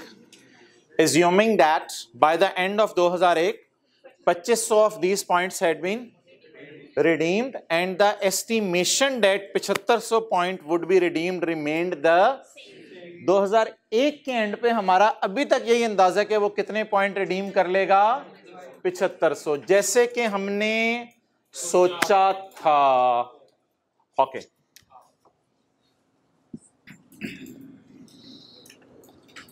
Percentage of completion, वो वाली वर्किंग करना मकसूद नहीं है, उस तरह की वर्किंग कर रहा हूं। Percentage of completion, points redeemed आज तक 20 divided by total estimated points, कितने परसेंट रिडीम हो गए, 33%। राउंड कर दो यार, कितने परसेंट पॉइंट रिडीम कर गया, तो रेवेन्यू फिर लाइबिलिटी को खत्म करके कितना रेवेन्यू बुक कर लें। अब ये कोई इंडिपेंडेंट सिनेरियोज नहीं है, ये एंट्री थी 1 जनवरी 2001 की, ये एंट्री है 31/12/2001 की, कोई इंडिपेंडेंट सिनेरियोज नहीं है। ये एंट्री 31/12/2001 की, शायद मेरे मुंह से इंडिपेंडेंट एंट्रीज निकल गया था। ये 31/12/2001 की एंट्री, कितना रेवेन्यू बुक करूं, 33%। अब वो बनाने की जरूरत नहीं, सेल कॉस्ट ऑफ सेल या खाली सेल पे लगा दूं, खाली सेल। क्या लाइबिलिटी बुक की हुई है, अब कितनी लाइबिलिटी को सेल में कन्वर्ट कर दूं। लाइबिलिटी इधर ऊपर देखें, लाइबिलिटी कितनी थी, उसमें से कितनी लाइबिलिटी मैंने सेल में कन्वर्ट करनी है, 2500। तो सिंपल पकड़े लाइबिलिटी की फिगर, 31579 इंटू 33%, 10। तो इसमें मैंने बताया था एंट्री ना जरा आसान है, इसमें कैश इन्वॉल्व नहीं होता क्योंकि चीज की सेल अलग बुक हो रही होगी। अगर उसे कोई चीज बेच रहे हैं उसकी सेल अलग बुक हो रही होगी, वो जो सेल बुक हो रही होगी वो इस सेल के साथ इकट्ठी होके ओवरऑल सेल आ जाएगी बिजनेस की। इसकी एंट्री आसान है। लिखें, पॉइंट्स रिडीम होने पे कैश डेबिट करने की जरूरत नहीं, पॉइंट्स रिडीम होने पे कैश डेबिट करने की जरूरत नहीं।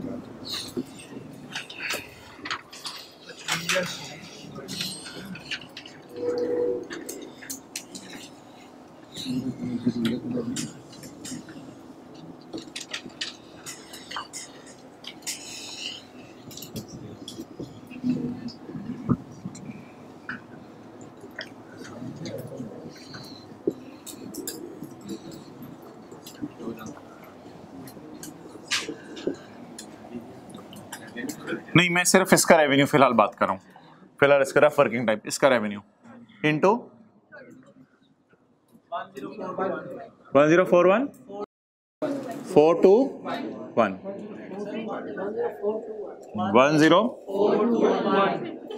ये एज ऑन है, ये फॉर द ईयर,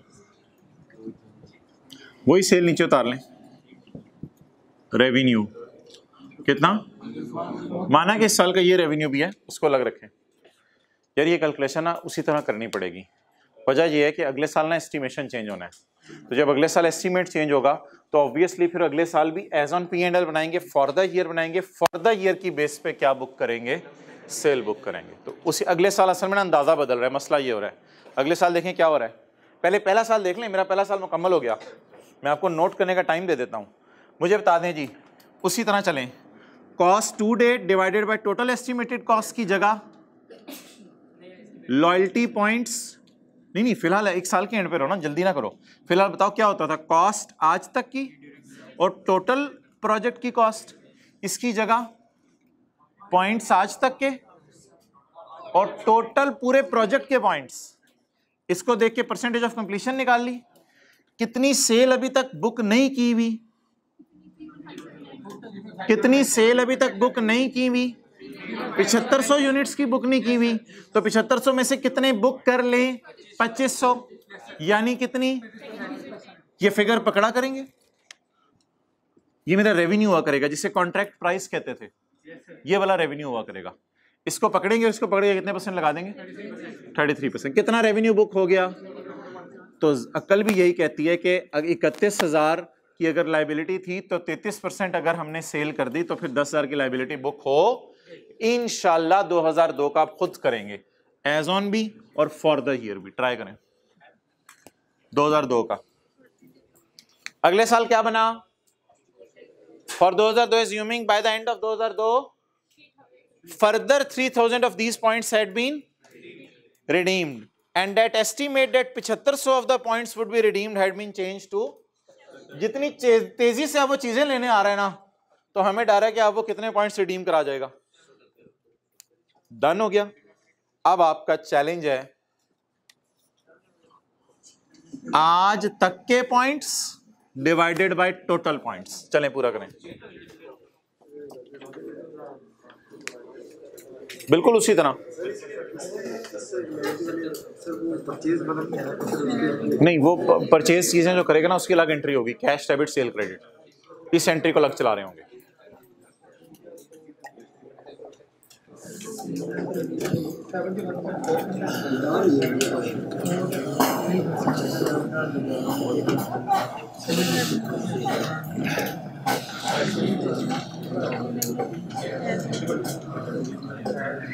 कभी कभी ना जिंदगी में, इधर लाओ यार कैमरा,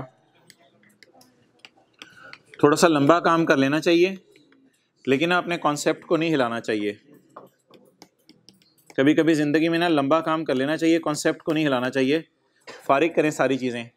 पहले साल कितने पॉइंट रिडीम किए हैं, 2500, और टोटल क्या उम्मीद थी कितने पॉइंट रिडीम कर लेंगे, 7500।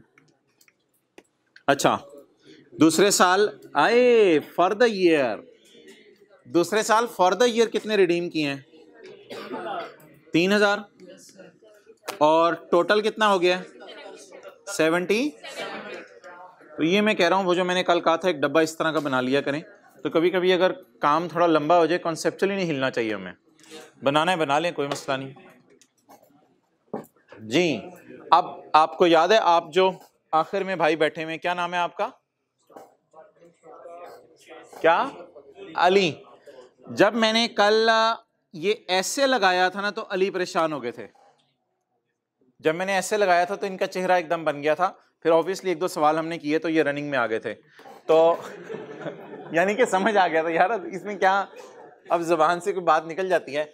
आप बता दें आज तक के पॉइंट्स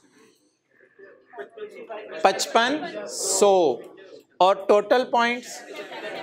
अब ये कैलकुलेशन मैं किसी और तरह भी करा सकता था, लेकिन मैंने सोचा था जिस तरह वो कैलकुलेशन कराई है उसी तरह ये भी करवा दो, कंसिस्टेंसी हो जाती है जरा चीजों में। हाँ जी, 7500 रिवाइज होके 7700 हो गया। 2500 जमा 55। अच्छा, मेरा मार्कर जहाँ होता है अगले वाली फिगर लिखवा रहे होते 70।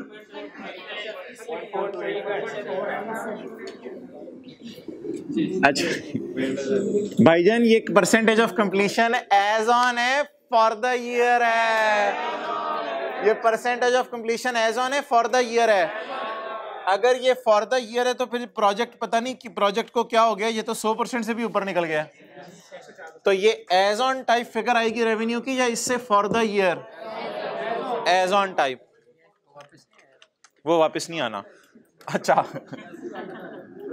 रेवेन्यू 2002 का रेवेन्यू बोलें जी।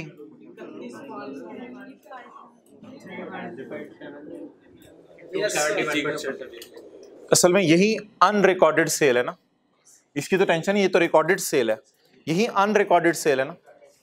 कितनी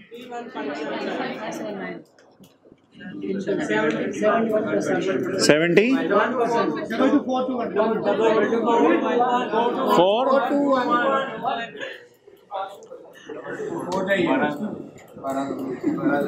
P&L for the year।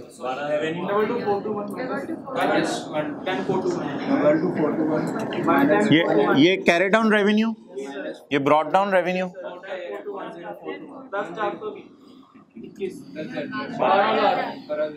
किसी एक को चलने दो 12,000। अच्छा फिगर सीधी सीधी घुमाया बड़े 12,000 आ गया भाईजान। तो 31/12/2002 कॉन्ट्रैक्ट लायबिलिटी डेबिट। और भाईजान आहिस्ता आहिस्ता यूनिट रिडीम हो रहे हैं, इसमें कोई इंडिपेंडेंट सिनेरियोज नहीं है। ये कितना है 1042। अखीर होने लगी है, अखीर होने लगी है। जिस जालिम ने एरो क्लोज नहीं किया ना, उसने पुट्ठा चलना है। एरो लगाएं उधर को और वो एरो लगाएं इधर को। डन जी।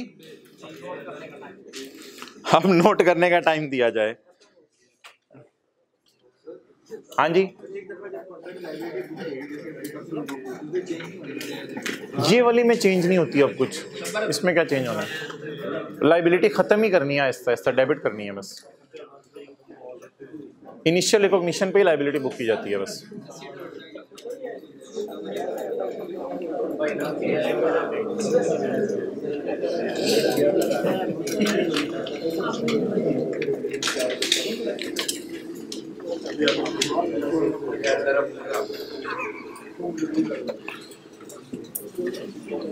अच्छा यार, इस तरह का चलो नोट कर लो पहले।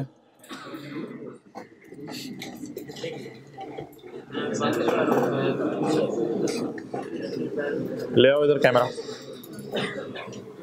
अगर इस तरह का सवाल कभी आपका करने को दिल चाहा तो एक सवाल है पेज 129 पे, एग्जाम्पल 6, पेज 129 पे एग्जाम्पल 6। लेकिन ये सवाल जरा समझ लें क्या है, इंशाल्लाह हो जाएगा, आपसे कोई मसला नहीं है। अगर कभी रिवीजन का मूड हो ना, इससे सवाल एक और मैं कर लूँ। तो इसमें 2001 का डेटा है, देखें इधर किताब में है, ये पेज 129 साथ नोट्स पे लिख लो ना, पेज 129 पे जैसा सवाल है। कुछ क्रॉस रेफरेंसिंग कर लिया करें, FR2 के बच्चे हैं, अल्लाह के बंदे हैं। अच्छा इसमें देखें है क्या, 2001 का डेटा है, 2002 का डेटा है, 2000। लेकिन इधर देखें एक्सपेक्टेशन 9500 ही है। ऐसे ही 2002 का सवाल दोबारा बना लिया, 2002 का सवाल दोबारा बना लिया, एज्यूमिंग कि 9500 एक्सपेक्टेशन नहीं है बल्कि, तो असल में ये ABC हो गया 1 में 2 में 3 में। लेकिन ऐसे ही एज्यूम किया कि फर्ज करो 2002 में एक्सपेक्टेशन कितनी होती और कितनी हो जाती 9700। करना इस सवाल को कर लीजिएगा। ओके अच्छा, अब यार एक कॉन्सेप्ट है जो मैंने रोक के रखा हुआ था, ये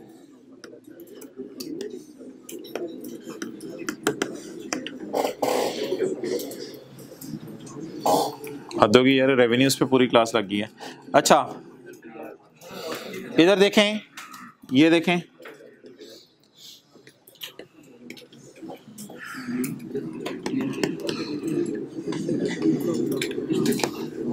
कैश रिसीव्ड, गुड्स डिलीवर्ड।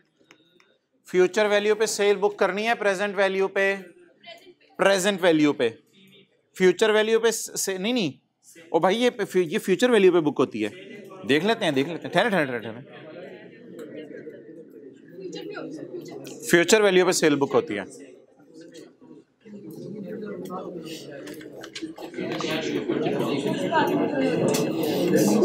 देखें भाई, मैंने ये सिनेरियो बोला था यार, कैश अभी आ रहा है तो कैश तो गिवन है, कैश को किस पे लेके जाना है, फ्यूचर वैल्यू। तो बता दें जी, अगर कैश इधर हो और गुड्स इधर डिलीवर हो तो सेल को किस पे लेके जाते हैं, कैश की तो अमाउंट पता होती है, फर्ज करें कैश है 500 रुपए, इसको उठा के 600 पे ले जाएंगे, डिस्काउंट तो कर नहीं सकते। डन। एक बात आपसे इस कॉन्सेप्ट की रोक के रखी हुई थी, कैश रिसीव हुआ इधर, सर्विसेज रेंडर हुई 1 साल, फिर सर्विसेज रेंडर हुई दूसरे साल, सर्विस रेंडर कर रहे हैं, हाँ over the period service render कर रहे हैं, गुड सेल नहीं कर रहे हैं, क्या कर रहे हैं, सर्विस रेंडर कर रहे हैं, क्या कर रहे हैं, सर्विस रेंडर कर रहे हैं। आप जरा सादा सी बात आप मुझे बता दें कि अगर मैं आपसे ये कहूं कि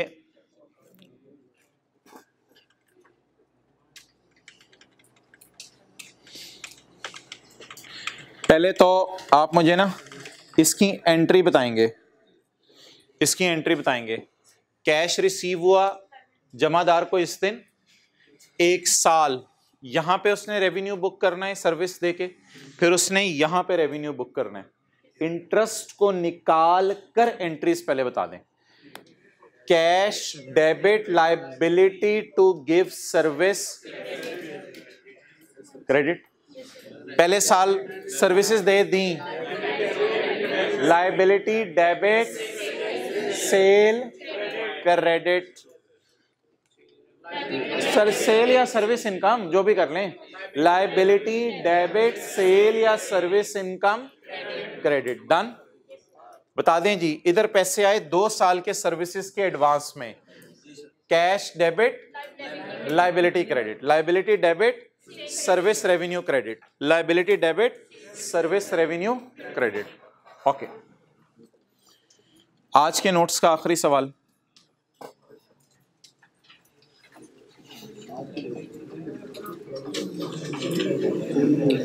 पहले इस सवाल का कॉन्सेप्ट बताएं यार, उसे मैसेज करो, शहबाज को भेज दें, किसी को कर सकते हो मैसेज, कौन सा है भाईजान पेज ना, ये आज के नोट्स 114, हाँ क्वेश्चन नंबर 30,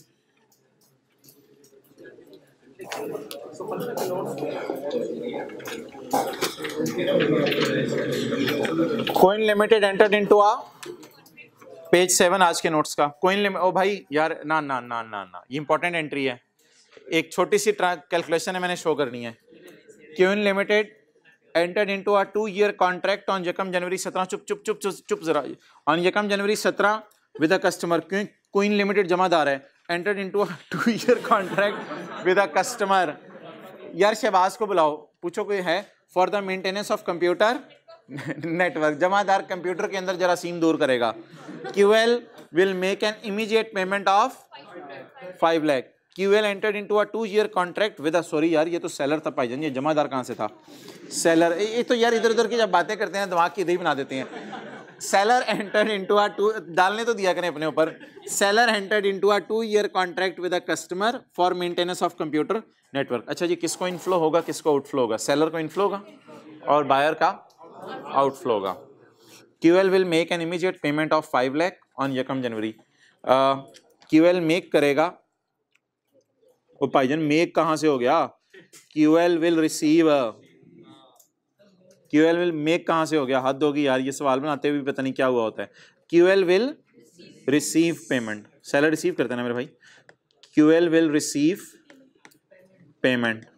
बोले बोले बोले ऑफ रुपीज 5 लाख ऑन यकम जनवरी 2017। डिस्काउंट रेट कितने? यार अगर आपने ये कर दिया ना, अखीर हो जानी है। 500 आज आ गया है, 500 को इधर नहीं लेके जाना, इस तरह नहीं फ्यूचर वैल्यू निकालनी माय जिगर, इस तरह फ्यूचर वैल्यू नहीं निकालनी। 500 आ गया है, थोड़ी सी सर्विस इधर दूंगा, थोड़ी सी सर्विस अगर गुड सेल करनी होती तो इस तरह फॉर्मूला लगता। अब आपने इस तरह नहीं, अब आप एक डायग्राम सी बनाएं।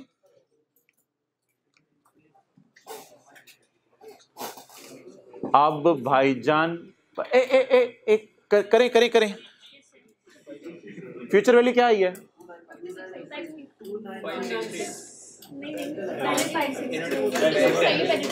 ये लीज की उल्टी है। सॉरी यार, हाथ होगी, आप तो सीरियस हो जाते हैं। ये लीज की उल्टी है। और भाईजान लीज में इधर 2 पेमेंट्स होती थी, उनको उठा के इधर ले आते थे। और 11 इधर रेंटल होता था, 300 इधर बुलाना आता है। इधर वाले को इधर फेंकना क्यों नहीं आता? ट्राई करें। इधर वाले रेंटल को इधर बुला लेते थे, इधर वाले को इधर फेंकना क्यों नहीं आता? पर ईयर बताएं, पर ईयर फर्ज कर लो लीज है, ये पीवी है, इसकी एफवी बता दें। यार लीज की तरह चलूं, क्लास है 4:15, बच्चे नहीं आए हुए, चलें खैर अच्छी बात है। तो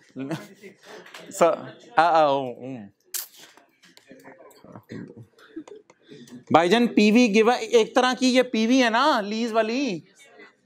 500 इज इक्वल टू 1 माइनस, और भाईजान 2 कांस्टेंट पेमेंट्स को डिस्काउंट करना है ना। 1 minus 1 plus I raise to power minus and divided by कितने आए। अब बोलें क्या ये आर लगा दूं अगर आपकी इजाजत हो? इधर रेंटल वाला आर लगा दूं, जगह निकाल के रेंटल वाला आर, हिम्मत करके बता दें। PV is equal to rental करते थे ना, PV is equal to rental into 1 minus 1 plus I raise to power minus n divided by I. Done. तो अब मुझे बता दें, ये पीवी एक तरह की, ठीक है जी, ये रेंटल 1 माइनस 1 प्लस आई, तो 1 माइनस 1 प्लस आई, ये रेंटल 1 साल का आ गया 296। अगर किसी को तसल्ली नहीं हो रही, 296 को यहां लिखे 2 दफा और लीज की तरह क्या कर ले, डिस्काउंट कर ले, लीज की तरह पीछे ले आए। डन। अब ये बन उसी तरह जाएगा, 500 रुपए, फिर 60 का इंटरेस्ट, फिर 296 के रेंटल नहीं है यहाँ, 296 का क्या बुक होने, रेवेन्यू, फिर इंटरेस्ट निकलेगा, फिर 296 का। ट्राई कीजिएगा, वरना फिर अगली क्लास में डिस्कस कर लेते हैं। ओवर करें।